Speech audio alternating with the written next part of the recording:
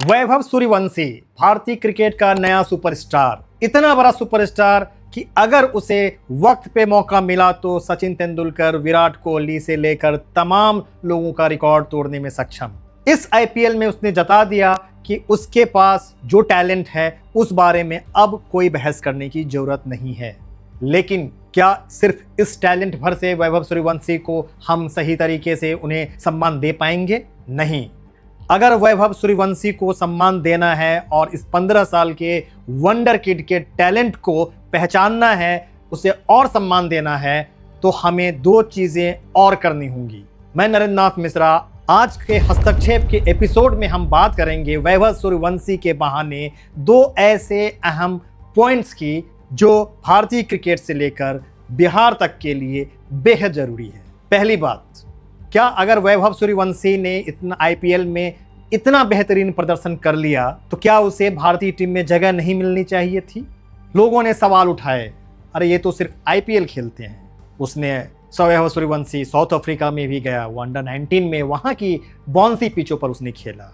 फिर आया कि नहीं कोई फ्लैट बॉलर को मारते हैं, तो बुमराह, हेजलवुड, कमिंस सारे बॉलर को पहली ही गेंद दूसरी गेंद पे छक्का मार के दिखा दिया। फिर आया कि वो लंबे फॉर्मेट में नहीं खेल सकते हैं, रणजी में उसने परफॉर्म कर दिया, वनडे, T20 लॉन्ग फॉर्म। आखिर में 15 साल का लड़का और क्या प्रूफ करके देगा? कल से देख रहा हूं लगातार सचिन तेंदुलकर से लेकर वर्ल्ड के तमाम दिग्गज बैट्समैन हो या क्रिकेट फैन हो, सब कह रहे हैं कि यह एक वंडर किड है। अगर ये वंडर किड है तो भारतीय टीम में क्यों नहीं है? और एक लग रहा है कि एक पूरी लॉबी ऐसी लगी हुई है कि इसके टैलेंट को अभी दूर में ही रखा जाए। याद होगा पिछले कुछ दिन पहले अनिल कुंबले ने क्या कह दिया था। उन्होंने कहा कि नहीं, टैलेंट ठीक है लेकिन उम्र कम है, इसीलिए अभी कुछ साल तक इसको नेट पे खेलने छोड़ दिया जाए। किस जगह पे लिखा हुआ है कि उम्र कम है इसीलिए इसे नेट में खेलने को छोड़ दिया जाए? सचिन तेंदुलकर जब टीम में आए 15-16 साल की उम्र में, तब तो ऐसा कोई मानक नहीं रखा गया था कि उन्हें भी और कुछ दिनों तक उन्हें छोड़ दिया जाए। उस समय तो इसमें वैभव सूर्यवंशी से तो कम खेले थे वो, चाहे वो रणजी हो या बाकी फर्स्ट क्लास में उनका सिलेक्शन तो हो गया। तो ये मानक सिर्फ वैभव सूर्यवंशी के लिए, क्योंकि अभी उसकी उम्र कम है। चूंकि आप टैलेंट पर आप सवाल नहीं कर सकते हैं, उसने हर लेवल पे हर तरह के वर्ल्ड के बेस्ट बॉलर को गली बॉलर की तरह दिखा के उसे उस पर 6 मारा है। तो आप किस आधार पे आप उसको रोक सकते हो टीम में आने से? तो अब आपके पास हुआ कि चूंकि ये 15 साल का लड़का है तो अभी इसको मौका नहीं मिलना चाहिए। तो अगर जिस तरह से वैभव सूर्यवंशी को तमाम दिग्गज, बीसीसीआई, आईपीएल से लेकर टीम इंडिया के जो क्रिकेट एडमिनिस्ट्रेशन से जुड़े सभी लोगों को ये सही लग रहा है कि यह भारत का नया सुपरस्टार हो सकता है, यह एक बेहतरीन बैट्समैन है और आपकी बात ईमानदार है, ईमानदारी से आप ये बात कह रहे हैं, तो उसका सिलेक्शन जल्द से जल्द भारतीय टीम में हम सबों को दिखना चाहिए कि आपने अपनी बातों को आपने साबित किया। आपने ये माना कि उसका जो टैलेंट है, आप जेन्युइनली मानते हैं कि उसके पास एक टैलेंट है। अगर आपकी तारीफ एक तरफ है और उसे 2 साल 3 साल तक उसे मौका नहीं देते हैं, तो कहीं ना कहीं उसके टैलेंट का वेस्ट होगा और क्या पता उसमें एक हताशा और निराशा आ जाए और शायद वो उस तरह से परफॉर्म ना कर पाए। इसीलिए पहली बात ये कि अगर वैभव सूर्यवंशी को हम आप से लेकर सभी लोग मान रहे हैं कि वह एक वंडर बैट्समैन है, वर्ल्ड में एक नया सुपरस्टार बन सकता है, विवियन रिचर्ड्स, सचिन तेंदुलकर के लीग में आ सकता है, तो इसे प्रूव करने के लिए उसका टीम इंडिया के में आना एक जरूरी है। अगर वो आता है तो ये सारी तारीफ जस्टिफाई होगी, नहीं तो लगेगा कि ये एक फालतू की तारीफ है और इसके टैलेंट को दबाया जा रहा है। दूसरा पॉइंट, बिहार का एक लड़का है, सालों बाद एक बिहार का कोई सुपरस्टार, मेरे हिसाब से जिस तरह से महेंद्र सिंह धोनी झारखंड से अब तक का सबसे बड़ा सुपरस्टार बने हैं, उसी तरह से वैभव सूर्यवंशी बिहार से निकला हुआ सबसे बड़ा सुपरस्टार वो बनने वाले हैं या बन चुके हैं। अभी पूरे आईपीएल में जो आईपीएल की टीआरपी गिर गई थी, उस आईपीएल की टीआरपी अगर कुछ बची है तो सिर्फ वैभव सूर्यवंशी के कारण। वैभव सूर्यवंशी टीआरपी दे रहे हैं, वैभव सूर्यवंशी अब स्टेडियम में अपने नाम पे दर्शकों को खींच रहे हैं। और इस बिहार के इस लड़के को अगर बिहार के लोगों, बिहार के सरकार, बिहार के उद्योगपतियों को लगता है कि यह बिहार का एक लड़का जिसे कुछ डिजर्व करता है, कुछ स्टेट को कुछ रिटर्न में देना है, तो बहुत कुछ कर सकता है। मैं आपको बता रहा हूँ कि बिहार में अनिल अग्रवाल हैं, वो बिहार के सबसे बड़े जानते होंगे वेदांता के मालिक हैं, वेस्ट इंडिया के सबसे अमीर आदमी में एक शामिल हैं, बिहार से ही हैं। उन्होंने कुछ दिन पहले ट्वीट किया, मैं आपको पढ़ के सुना रहा हूँ। क्या आपको नहीं लगता कि Chennai super Kings, Mumbai Indians और कोलकाता नाइट राइडर्स की तरह बेमिसाल बिहार की भी एक टीम होनी चाहिए? बिहार की मिट्टी ने देश को बहुत से बेहतरीन क्रिकेट खिलाड़ी दिए हैं। पटना में जन्मे ईशान किशन ने सबसे कम गेंदों में ओडीआई डबल सेंचुरी लगाई।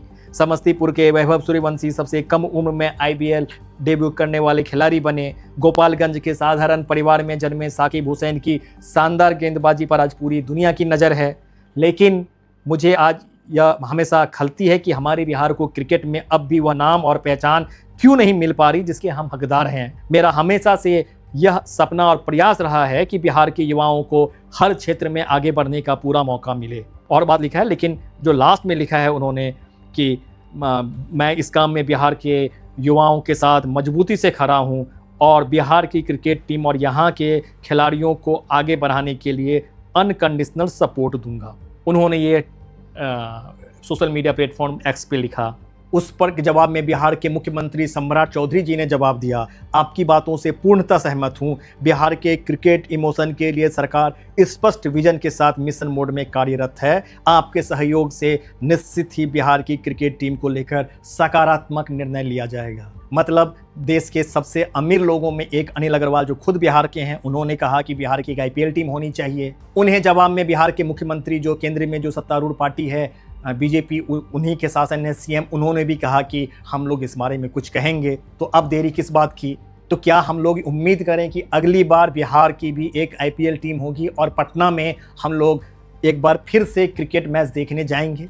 ये कोई बहुत बड़ी एक्सपेक्टेशन नहीं है। 1996 में पटना में वर्ल्ड कप क्रिकेट का मैच हो चुका है, केन्या और जिम्बाब्वे का मैच, जब कई देश के कई हिस्सों में स्टेडियम नहीं था। उस समय बिहार की राजधानी पटना में क्रिकेट का स्टेडियम बन गया था और वहां पे वर्ल्ड कप का मैच भी हुआ था। उससे पहले बिहार की क्रिकेट टीम रणजी टीम हुआ करती थी जो काफ़ी अच्छा खेलती थी। सैयद सबा करीम सहित कई सारे प्लेयर वहां से देश इंडियन टीम में भी आए। लेकिन बाद में राजनीति के चक्कर में बिहार झारखंड बंटवारा हुआ, हाई कोर्ट में गया और सबने बिहार क्रिकेट को पूरी तरह से डंप कर दिया। ना कोई वहाँ ना खेल हुआ, ना कोई खिलाड़ी हुआ। लेकिन वैभव सूर्यवंशी और कुछ बाकी प्लेयर ने यह इस कई सालों के बाद इस ट्रेंड को रिवर्स किया है। क्रिकेट की संभावना दिखी है बिहार में। वैभव सूर्यवंशी अपनी बिहार आइडेंटिटी को छिपाता भी नहीं है। वो बिहार क्रिकेट में कुछ भी करने के लिए वह रेडी है। तो क्या अनिल अग्रवाल और सम्राट चौधरी मिलकर अगली बार, क्योंकि एक आईपीएल में एक इंडस्ट्री और कुछ पैसा लगाया जाता है, अनिल अग्रवाल खुद सक्षम है उतना पैसा लगाने में, सरकार की ओर से पॉलिसी लेवल पर डिसीजन लेने में सम्राट चौधरी सक्षम है, तो क्या अगली बार जब हम इस समय बात कर रहे होंगे तो क्या बिहार पटना की आईपीएल टीम से वैभव सूर्यवंशी खेलते हुए दिखेंगे? क्या हम लोग, एक तमाम बिहारियों का सपना है एक उनकी अपनी टीम देखने की क्रिकेट के मैदान में, क्या वो सपना पूरा होगा? क्या अनिल अग्रवाल और सम्राट चौधरी जो कह रहे हैं सिर्फ ये कोई एक बहती गंगा में हाथ धोने और कुछ भी कह देने वाली बात नहीं है और वो अपनी बातों को मीन करते हैं? मैं आप लोगों से भी आग्रह करता हूं कि इन्होंने जो कहा है उस पर नज़र रखिए। और अगर अगले साल आपको वैभव सूर्यवंशी के नेतृत्व में बिहार की आईपीएल टीम नहीं दिखती है तो इनसे सवाल कीजिए, अनिल अग्रवाल और सम्राट चौधरी से। तो वैभव सूर्यवंशी अगर वास्तव में सुपरस्टार हैं तो आप इन दो चीज़ों पे नज़र रखिए, वो भारतीय टीम में आ रहे हैं कि नहीं आ रहे हैं, और दूसरी बात, आईपीएल टीम में बिहार की एक टीम होती है या नहीं। आपको आज का हस्तक्षेप एपिसोड कैसा लगा और आपकी इस बारे में क्या राय है ज़रूर बताएं, क्योंकि आपके फीडबैक, आपके सुझाव से ही हम कार्यक्रम बना रहे हैं और आपके इसी तरह से लगातार समर्थन की भी ज़रूरत है। नमस्ते।